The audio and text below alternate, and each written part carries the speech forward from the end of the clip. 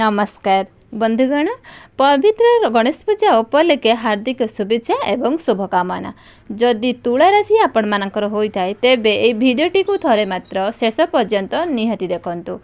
तुला राशि व्यक्तिविशेष मानकर जीवन एही गणेश पूजा ठारू बदलिबाकू जाउछि,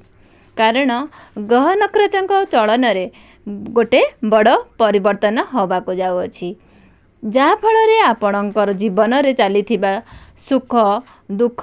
कष्ट समस्यार अंत होबाकू जाउछि एवं पुणी थरे खुशी फेरिबाकू जाउछि। बुध शुक्र एवं सूर्यंकर राशि परिवर्तन होबाकू जाउछि, जहा द्वारा आपणक जीवन रे किछि बड़ होबाकू जाउछि। आपणक जीवन रे चलीथिबा समस्तर दुख कष्टर अंत होबाकू जाउछि।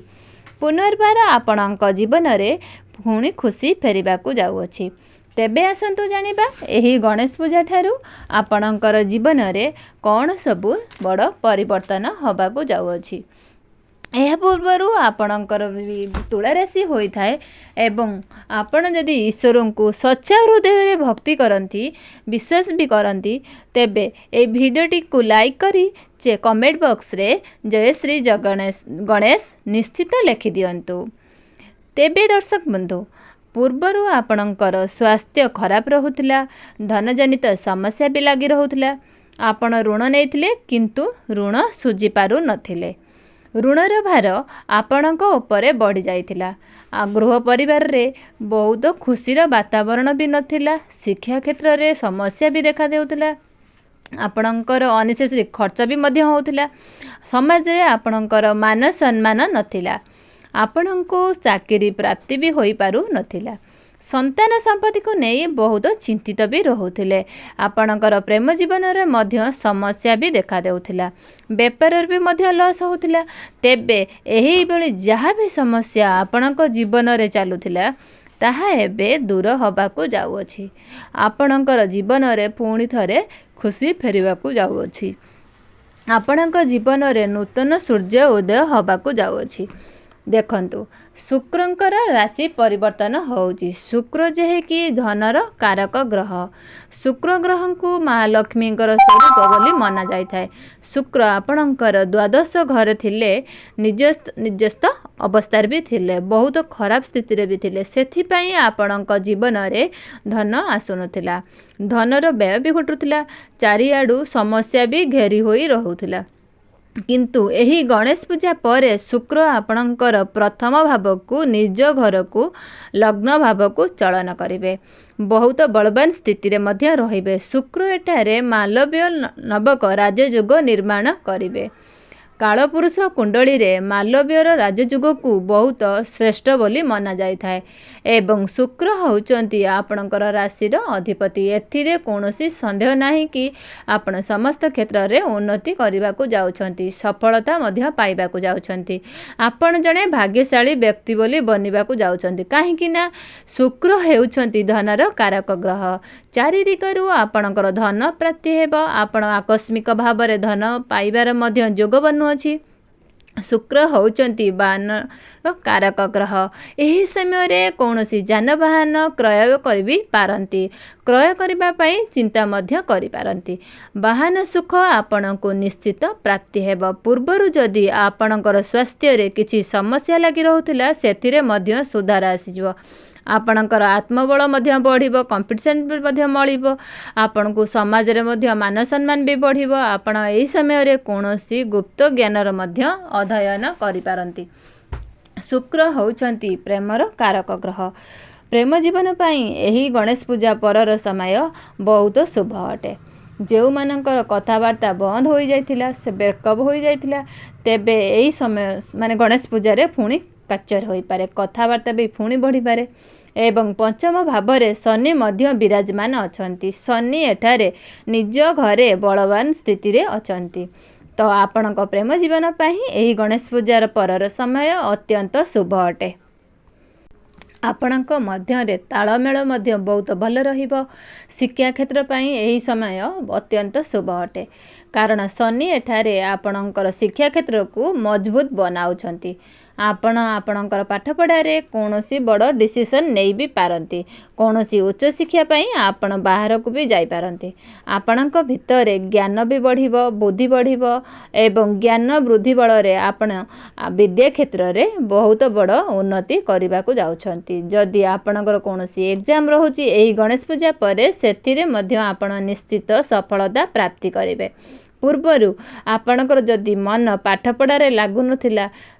तेबे यही माने मन यदि माइंड डाइवर्ट होउतला ए गणेश पूजा परे आपणकर पाठपढ़ारे लागिबो एही गणेश पूजा परे आपणकर वैवाहिक जीवन मध्य खुशीपूर्ण हब कहीं शुक्र आपणकर सप्तम भाव को दृष्टि दौरान आपण दुई जनक मध्य भल पाइबा मध्य बढ़िबो आपणकर डेली इनकम रे मध्य वृद्धि आसीबो आपणकर लाइफ पार्टनर कैरियर मध्य ग्रोथ आसीबो कहीं मंगल आपणकर भाग्य भाव में अच्छी भाग्य बल रे आपणकर लाइफ पार्टनर कैरियर रे बहुत भल ग्रोथ आसीबो कहीं स्वास्थ्य रे जदि कोनोसी समस्या लगी रहउतले सेथिरे मध्य सुधार आसीबो फैमिली प्लानिंग मध्य करि पारंती एवं जो माने संतान कामना करबा को चाहुतले सेमानंको संतान सुख मध्य प्राप्ति होई पारे यही समय आपण को भाग्य साथ देव कहीं मंगल आपणकर भाग्य भाव में अच्छी भाग्य बल रे आपण को समस्त क्षेत्र में सफलता प्राप्ति करेंगे कम परिश्रम रे आपण बहुत बड़ सफलता प्राप्ति करेंगे यही समय आपण कौन सी इन्वेस्टमेंट भी करि पारंती कौन सी भी बड़ कार्यर आरंभ भी करि पारंती आपणक गृह रे शुभ मांगलिक कार्यर आयोजन मध्य होई पारे यही समय आपण कौन सी छोट मोट जगह को मध्य यात्रा करि पारंती आपणकर कम्युनिकेशन स्किल मध्य बहुत भल रहिबो बैंकिंग क्षेत्र में ट्रैवल एवं टूल क्षेत्र में काम करुवा ए लोक मानक ए गणेश पूजा परर समय बहुत शुभ अटे छोट भाई भौणीकर सपोर्ट आपण मानक प्राप्ति हेबो कारण